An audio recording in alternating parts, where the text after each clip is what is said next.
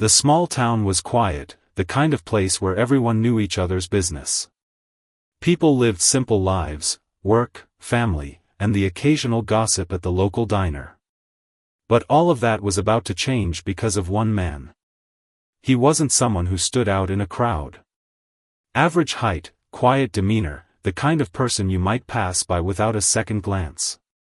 But behind those calm eyes was a mind always working, always thinking. For years, he had been saving, planning, and waiting for the right moment.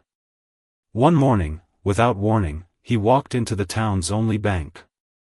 The tellers recognized him. He was a regular, always polite, never causing any trouble. But this time, he wasn't there to deposit or withdraw.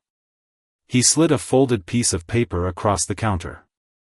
The bank manager opened it, expecting a routine request. But what he read made his hands tremble. It wasn't a demand for money. It wasn't a threat. It was something no one saw coming. The man had just offered to pay off every single mortgage in town. The manager stared at him, stunned. You're serious?" The man simply nodded. No strings attached. Word spread faster than wildfire. People poured into the streets, whispering, disbelieving. Who was this man? Where did he get this kind of money? And why would he do this? But the biggest question lingered in everyone's mind: what was his next move? Because if this was just the beginning, no one could predict what would happen next. The town buzzed with excitement and suspicion. Strangers didn't just hand out fortunes without a reason. Some thought it was a trick. Others whispered about hidden cameras, a reality TV prank. But as the paperwork cleared and loans were wiped clean, reality set in. This was real. Reporters from nearby cities swarmed in, shoving microphones in the man's face. "Why did you do this?" they asked. He only smiled. "Because I could." But that answer wasn't enough. People needed more. They dug into his past, searching for clues. What they found was ordinary. No lottery wins, no secret inheritance. Just a man who had worked hard, lived modestly, and saved every penny. Then, an old friend from his school days came forward.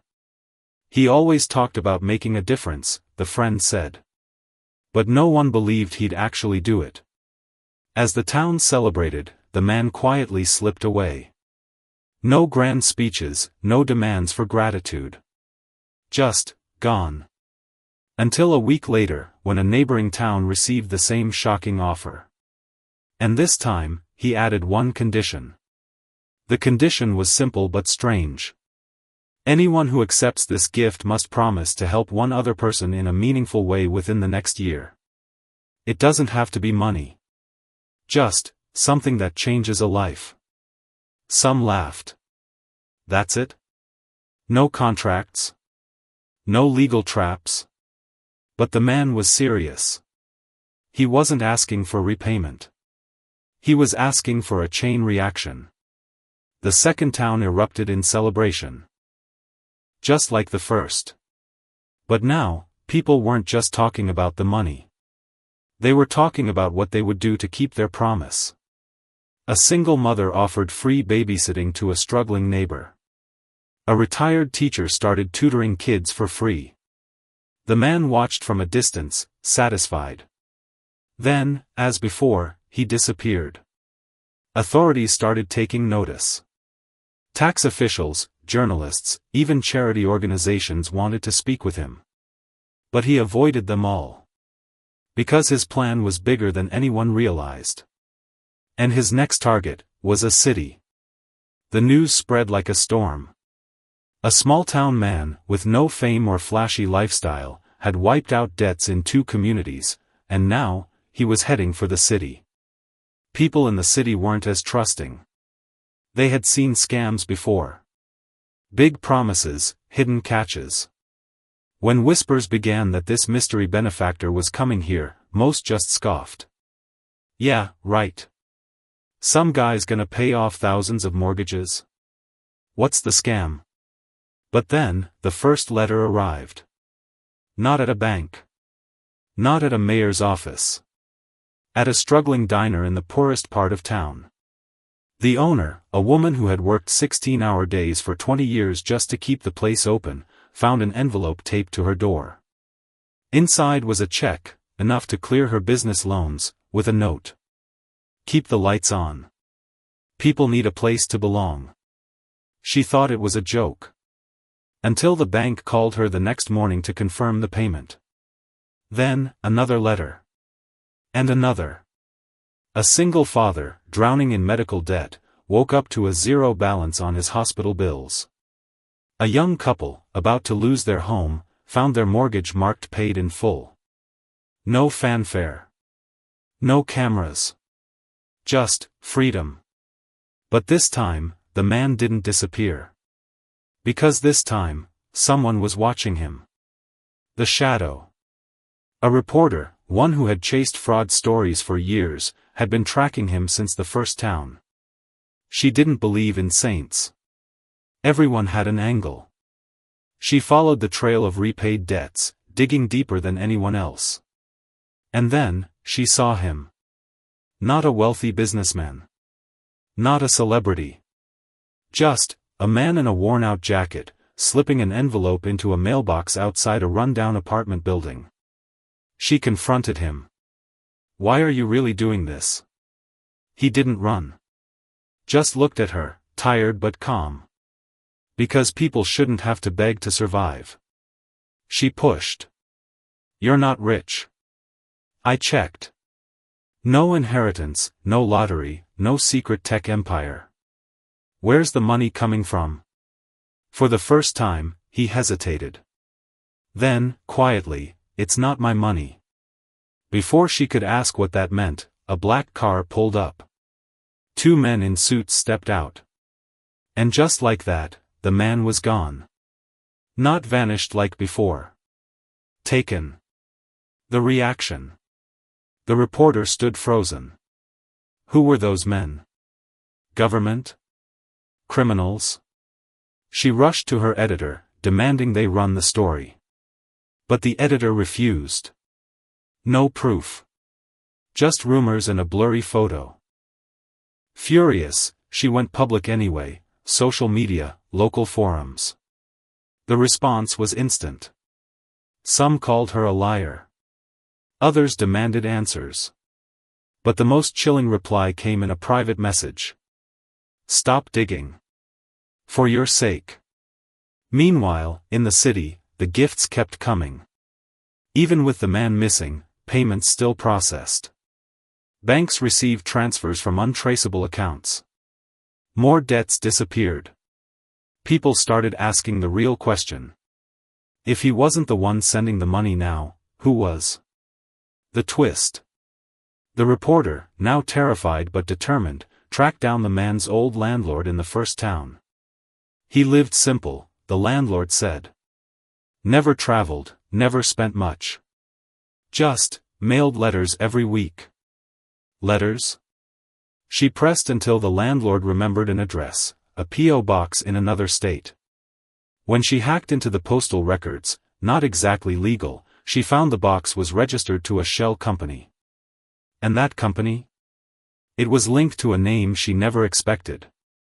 A name everyone knew. The reporter stared at her screen, heart pounding. The shell company's records led to one name, Daniel Hargrove. Billionaire. Tech mogul. Philanthropist, supposedly. Hargrove was famous for his charity work, but the reporter had written exposes on him before. His generosity always came with strings, tax breaks, PR control, political favors. Was he funding the debt wipeouts? And if so, why use a middleman? She dug deeper. Old interviews, financial filings, whispers from former employees. Then, she found it. 5 years ago, Hargrove's only son had died in a car accident. The official story? A tragic crash. But a buried police report hinted at something darker. The son had been drowning in gambling debts. Loan sharks had been circling him before he died. A cold realization hit her. what if Hargrove blamed himself? What if this was his twisted way of atoning, paying off strangers' debts because he couldn't save his own son? But that didn't explain the men in black. Or why the man helping him had been taken. She needed proof. The break-in. The reporter knew she was being watched now. Her apartment had been searched. Emails mysteriously deleted. She bought a burner phone, rented a car under a fake name, and drove to Hargrove's private estate. Not the main gate, that was guarded. But she'd heard rumors of a back road, used by delivery drivers. She parked miles away, hiked through the woods, and found the service entrance. A single camera. Easily disabled with a well-aimed rock. Inside, the house was eerily quiet. No alarms. No guards. Just the hum of a server room downstairs.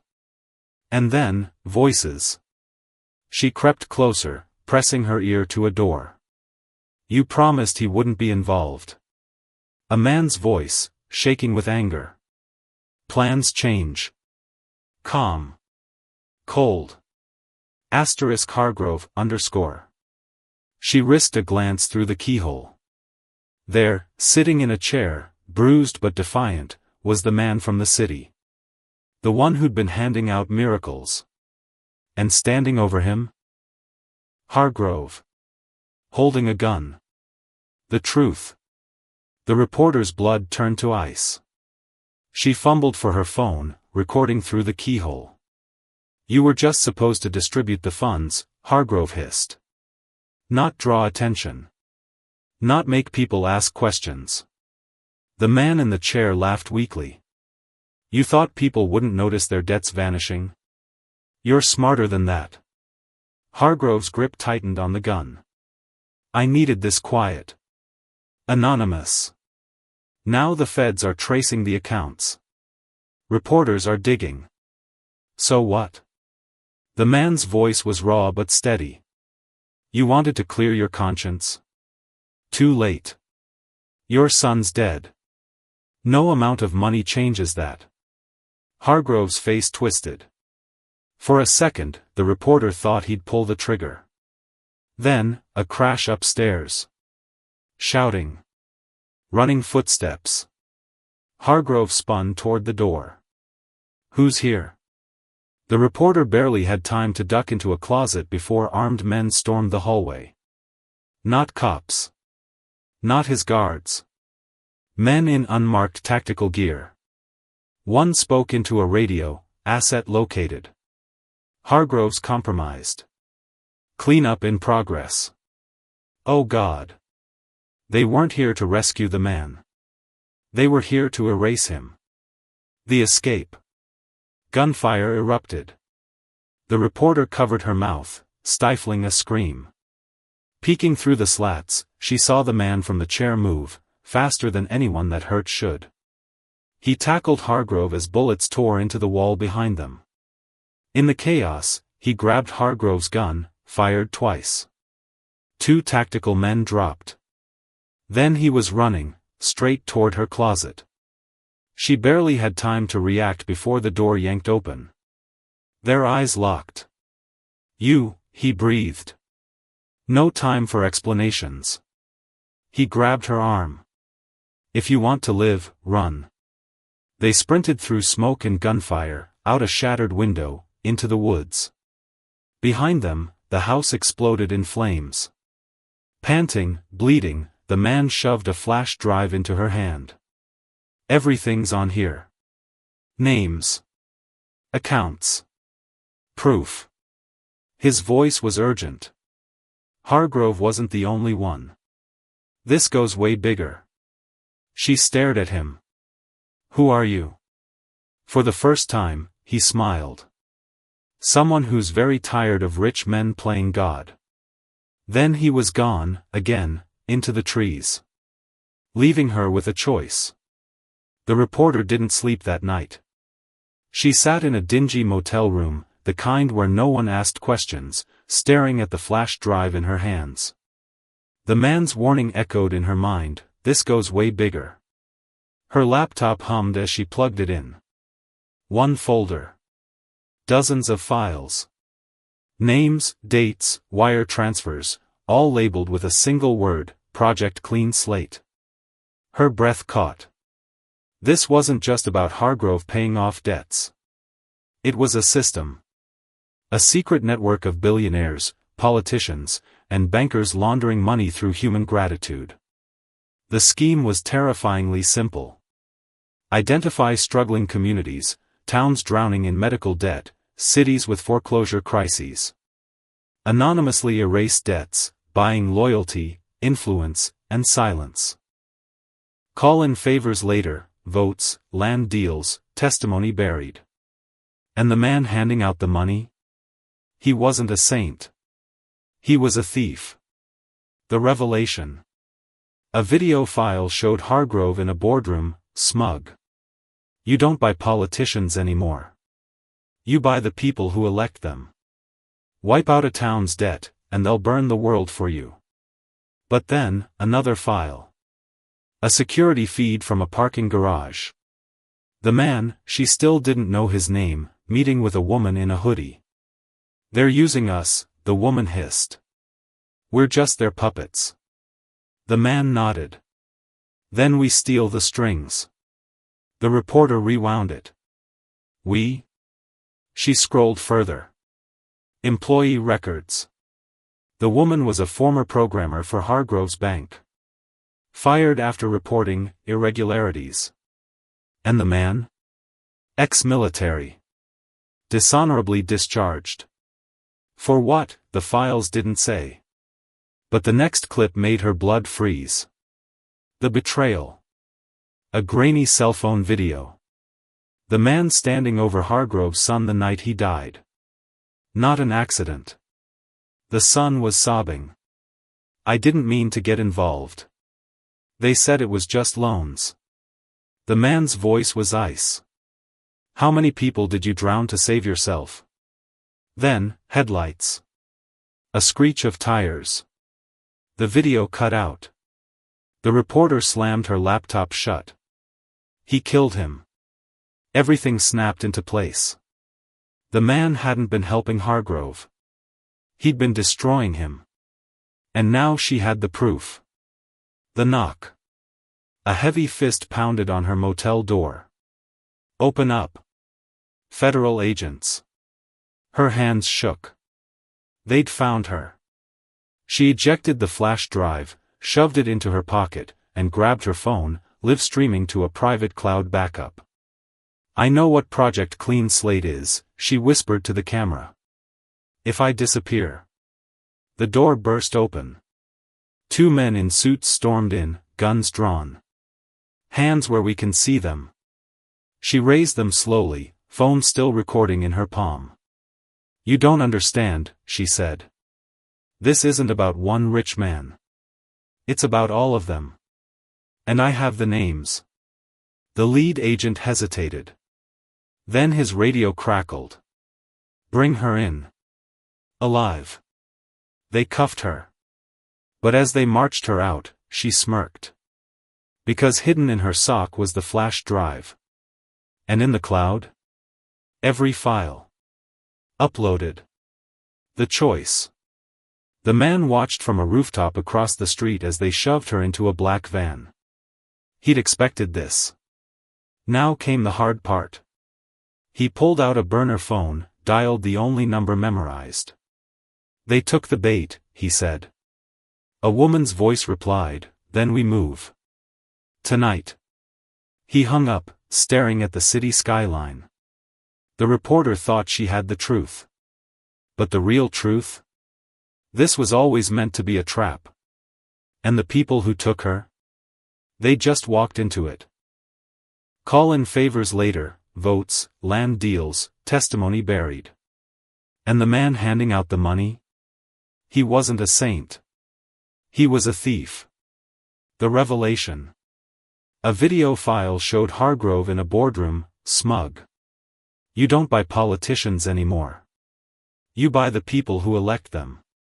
Wipe out a town's debt, and they'll burn the world for you. But then, another file. A security feed from a parking garage. The man, she still didn't know his name, meeting with a woman in a hoodie. "They're using us," the woman hissed. "We're just their puppets." The man nodded. "Then we steal the strings." The reporter rewound it. "We?" She scrolled further. Employee records. The woman was a former programmer for Hargrove's bank. Fired after reporting irregularities. And the man? Ex-military. Dishonorably discharged. For what, the files didn't say. But the next clip made her blood freeze. The betrayal. A grainy cell phone video. The man standing over Hargrove's son the night he died. Not an accident. The son was sobbing. "I didn't mean to get involved. They said it was just loans." The man's voice was ice. "How many people did you drown to save yourself?" Then, headlights. A screech of tires. The video cut out. The reporter slammed her laptop shut. He killed him. Everything snapped into place. The man hadn't been helping Hargrove. He'd been destroying him. And now she had the proof. The knock. A heavy fist pounded on her motel door. "Open up." Federal agents. Her hands shook. They'd found her. She ejected the flash drive, shoved it into her pocket, and grabbed her phone, live streaming to a private cloud backup. "I know what Project Clean Slate is," she whispered to the camera. "If I disappear." The door burst open. Two men in suits stormed in, guns drawn. "Hands where we can see them." She raised them slowly, phone still recording in her palm. "You don't understand," she said. "This isn't about one rich man. It's about all of them. And I have the names." The lead agent hesitated. Then his radio crackled. "Bring her in. Alive." They cuffed her. But as they marched her out, she smirked. Because hidden in her sock was the flash drive. And in the cloud? Every file. Uploaded. The choice. The man watched from a rooftop across the street as they shoved her into a black van. He'd expected this. Now came the hard part. He pulled out a burner phone, dialed the only number memorized. "They took the bait," he said. A woman's voice replied, "Then we move. Tonight." He hung up, staring at the city skyline. The reporter thought she had the truth. But the real truth? This was always meant to be a trap. And the people who took her? They just walked into it. The black van sped through the city, its windows tinted so dark the reporter couldn't even guess where they were taking her. The federal agent sitting across from her hadn't spoken a word since shoving her inside, just stared with cold eyes, his finger resting too casually on his pistol. She kept her breathing steady. The files are already out. That was her only comfort. Then the van jerked to a stop. The back doors flew open. And what she saw made no sense. They weren't at a government building.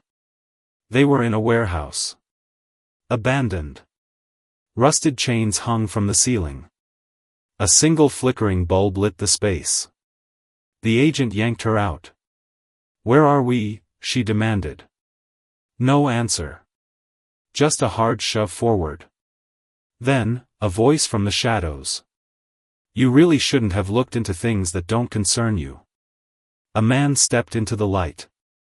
Not a Fed. Not Hargrove. Someone she recognized from the flash drive files. Senator Richard Voss.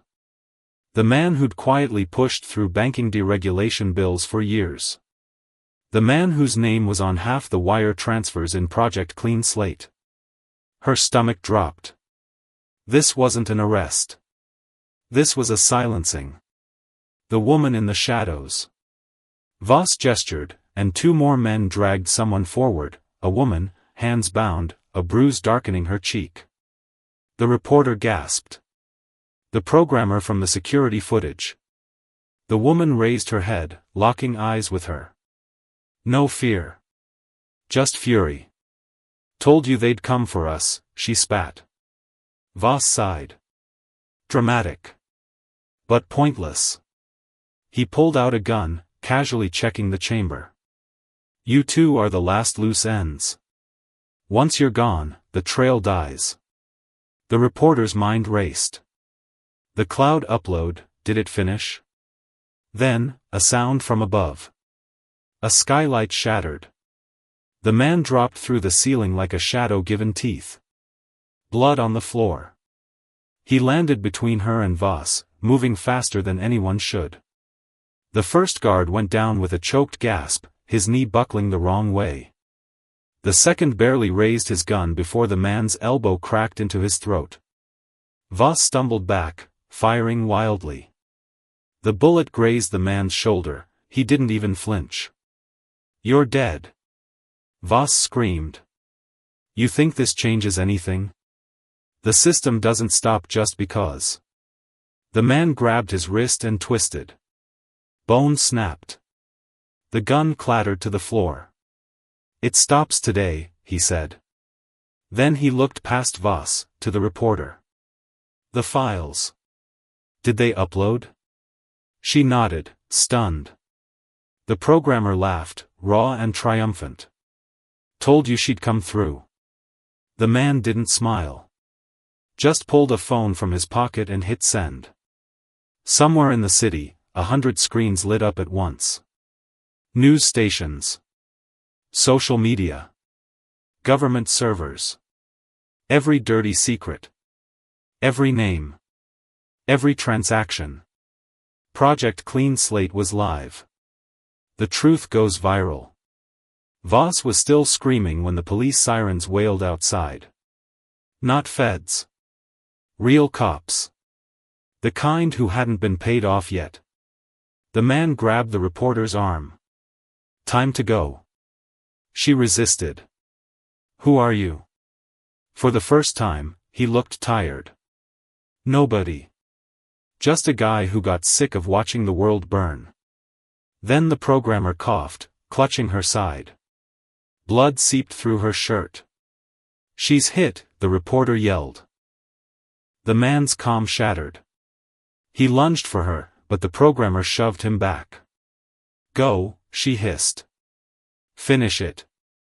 Sirens closer now. Shouting. The man hesitated, then swore and bolted for the fire exit, dragging the reporter with him. Behind them, Voss was still howling. And the programmer? She smiled as the cops burst in. Hey, assholes, she rasped. Let me tell you about your bosses. The aftermath. The reporter and the man ran until the warehouse was far behind them. Dawn was breaking, the city waking up to chaos. Phones buzzed everywhere, alerts, breaking news, panic. They'll blame us, she panted. Call us terrorists. Hackers. Whatever sticks. The man checked his phone. A live news feed showed Voss in cuffs, Hargrove's estate raided. Doesn't matter, he said. The truth's out. That's all that ever did. She studied him, really studied him, for the first time. The scars. The hollow look in his eyes. You knew this would happen, she realized. You wanted them to take me. To bring me to Voss. He didn't deny it. Had to make it messy. Or no one would believe. She almost hit him. I could have died. Yeah. He met her gaze. But you didn't. And with that, he turned to leave. Wait, she called. What about her? The programmer? He paused. She'll be fine. She's survived worse. A ghost of a smile.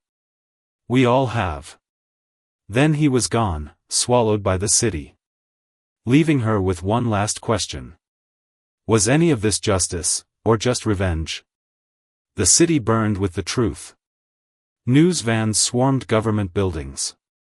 Protesters flooded the streets, waving printed copies of the leaked files. Bank executives and politicians scrambled like rats, but the evidence was too solid, too damning. The world finally saw Project Clean Slate for what it was, a weapon dressed up as charity.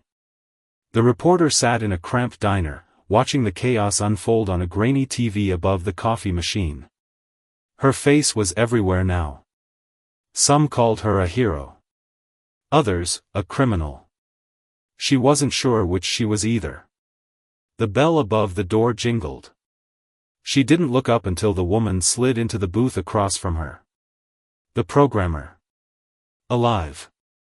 Bandages peeking out from under her shirt, a fresh bruise on her jaw, but alive. "You look like hell," the reporter said. The programmer smirked. "You should see the other guys." She dropped a thumb drive on the table. "He wanted you to have this. The last files."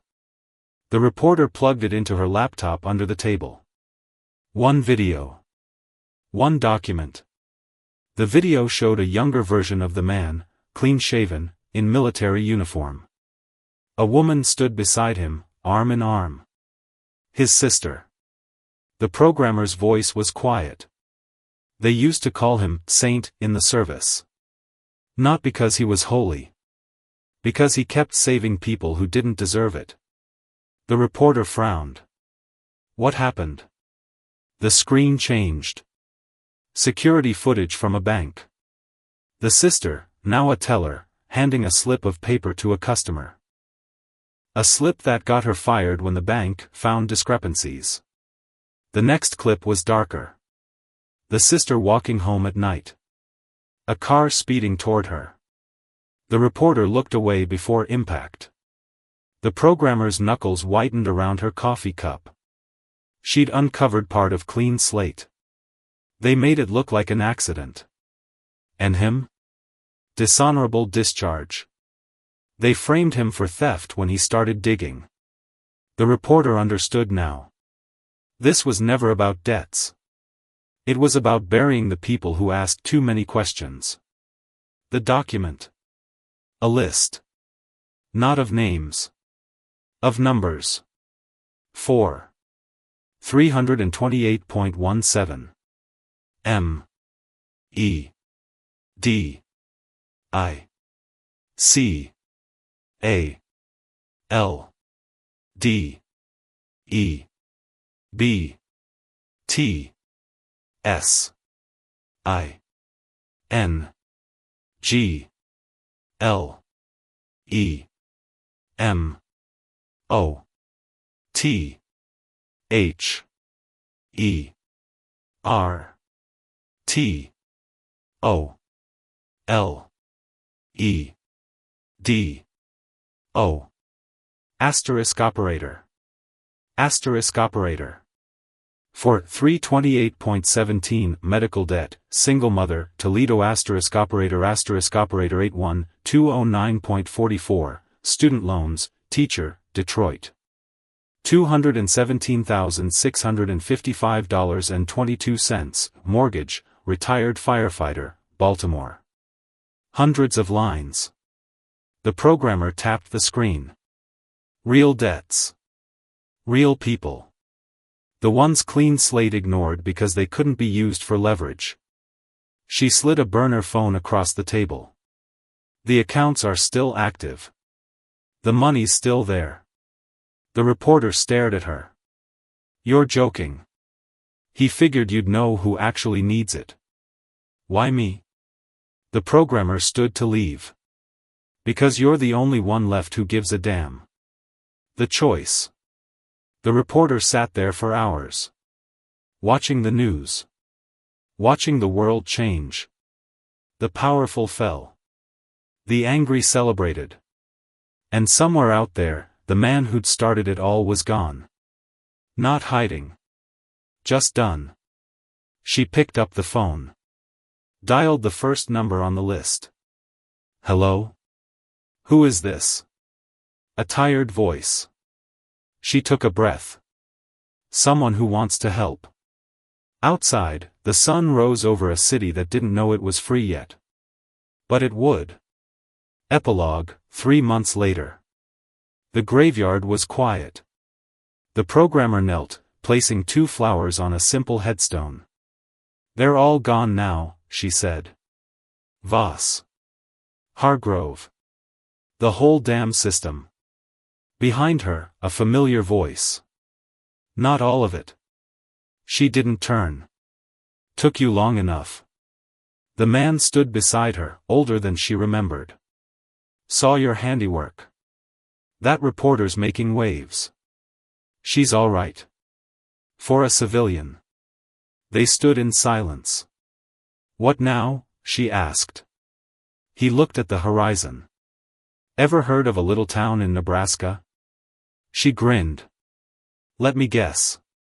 Banks there need a lesson?" He walked away without answering. But she followed. Because some stories don't end. They just find new monsters to fight. Final notes. Full circle, the man's crusade continues, but now others carry the torch. Bittersweet victory, the system took his family, but couldn't kill his purpose. Open-ended, the reporter's new role, the programmer's loyalty, threads for readers to imagine. Want a darker ending? A clearer farewell? Happy to adjust. This version leaves room for hope, and maybe a sequel.